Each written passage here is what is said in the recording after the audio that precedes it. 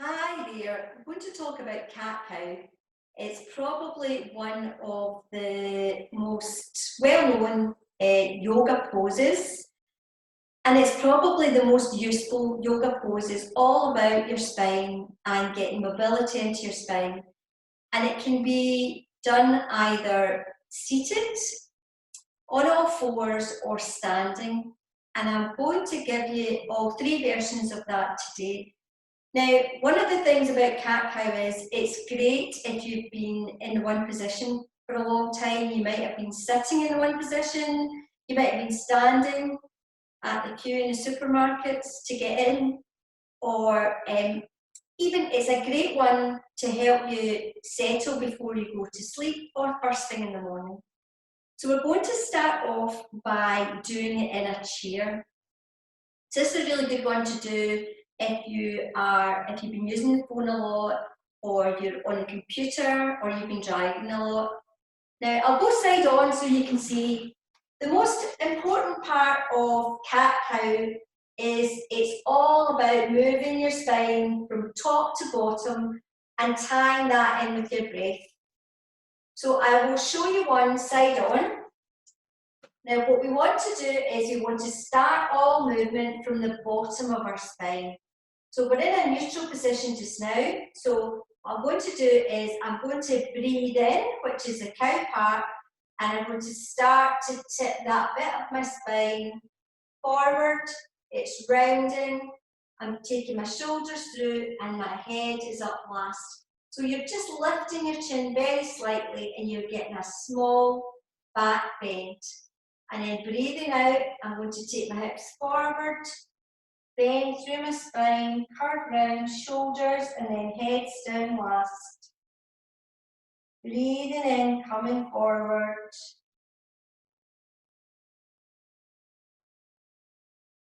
Head up. And I'll show you that from the front. So we're starting off with our cow, so moving forward and breathing in, head up. Breathing out, tuck your pelvis back, round your back and your shoulders, and your head's last. Breathing in, coming forward, sticking your tummy out, arching your back, opening your chest and your head's up. Breathing out.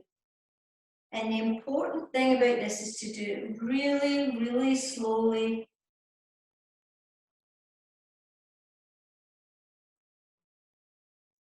So you can get a nice smooth flow through your spine and you're just moving through all those curves.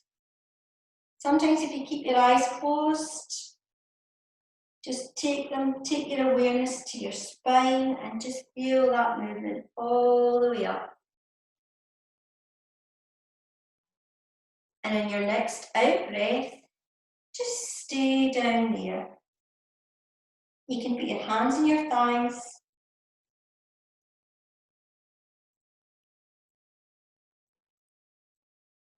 Breathing in, keeping your hands on your thighs, you can let them slide up as your chest comes through.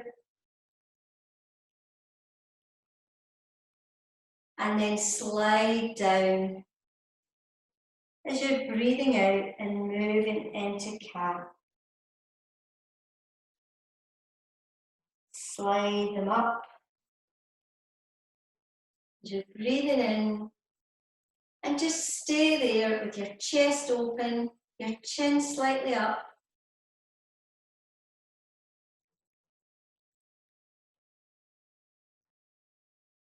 If it feels too strong in your lower back, make the movement smaller and you don't have to take your head back. So you can do it with your hands by your sides or your hands on your thighs, whatever's easiest. So I'll show you the standing one now.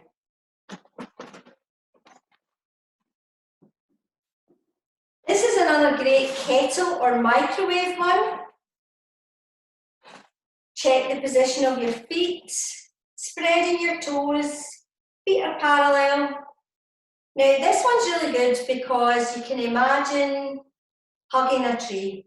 So it's exactly the same position as, it's the same movement through the spine. So imagine what you're doing is you're breathing in, and as you breathe out, moving forward, imagine you're hugging a tree. Then tipping your pelvis forward, you're opening the windows, head up, breathing out, coming forward, starting from the bottom of your spine, hugging that tree,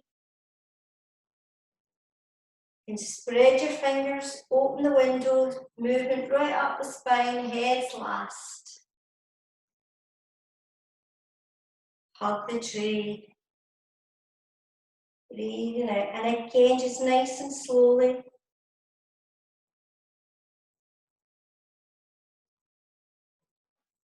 And when you're up there, just feel that nice opening of your chest. Your arms can be straight or bent. Breathing in, as you breathe out, start from the bottom of your spine, moving forward, hands forward, and hug that tree. And just feel that nice curve in your spine, your head's hanging. And then breathing in, pushing your hands away, coming back up. So that's the standing version, which is just the same. Movement through your spine. And I'm going to show you the more traditional one now, which is on all fours. Now, I'll go onto my side so you can see it, but I'll try and talk really loudly. So I might be turning my head to the side, but what to do is, I'll show you one first. So our fingers are spread, the tops of our arms are rotated outwards so that you can see this elbow crease. In fact, I'll face you. And what we want to do is, again, starting all this movement from our spine.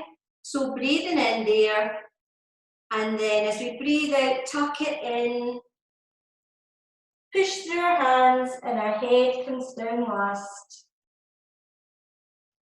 Breathing in, our spine is coming up, stretch, and our shoulders and our head are up last. And I'll show you it from the side. So in tabletop, breathing in, move, tip our pelvis down. You'll feel gravity pulling your tummy towards the floor. And feel that nice stretch up the front of your body. Your head's up last. Then breathing out, tip our pelvis forward. Just feeling that moving through your spine. Your head hangs. Heavy head hangs last. Then moving from the bottom of your spine as you breathe in. Heads up last. And just do them nice and slowly in your own time with your breath.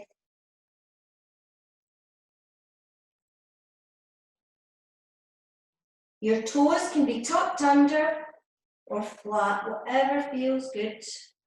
And you can try it both ways.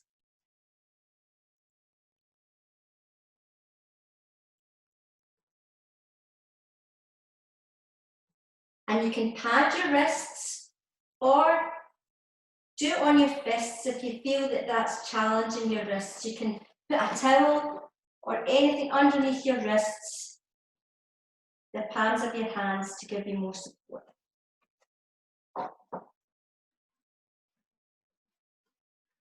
Okay, that's the 3 versions of cat-cow, and they are all equally as good for getting mobility into your spine. And sometimes that's easier if you're in a chair, because you can focus more readily on the movement of your spine, and you're not having to think about where your toes and your knees and things are. So it's a really great pose, and if you can do it a few times every day.